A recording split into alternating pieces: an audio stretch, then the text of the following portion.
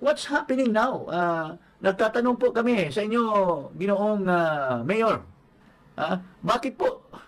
Ano pong nangyayari ngayon? Bakit po masyado kayong nagpapagoyo nitong natitirang mga miyembro ng Pilipilaban? Kung sino-sino ngayon ang pinasok, pero ang mga matitinding mga miyembro, tulad ni Pepito Alvarez, wala na, umalis na. Sinong nilagay? Robin Padilla. Anong kakayahan ni Padilla? Nanalo lang din naman yan dahil tinulak ni PRRD during his time as president. Pero on his own, that guy will not win.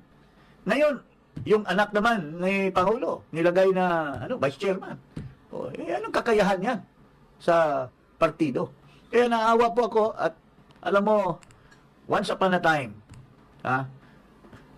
gusto ko araw-araw kasama ang ating Pangulo. Pero, biglang pinasukan ng mga ulol na gustong i-impluwensya ang liderato ni Pangulong Duterte at niloloko.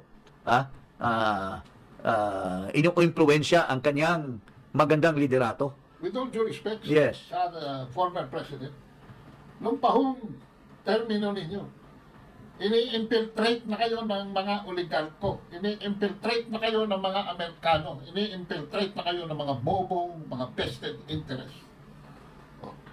Tapos napakalaking role pa nila sa political party ninyo. Nung panahon buwan ninyo, na ibaba ninyo ang kuryente, presyo ng kuryente. Hindi. Bakit? Hindi ang tanongin niyo, Secretary of Energy ninyo. Hindi na namin papangalanan. At itong Matis na rin ang ating relationship sa China. itong kumag Foreign affairs ninyo. itong kumag na ito, binenta pa. Imbis bilhin ang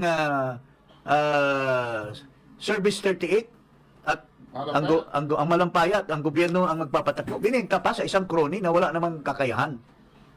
At pinagkitaan, mga kababayan.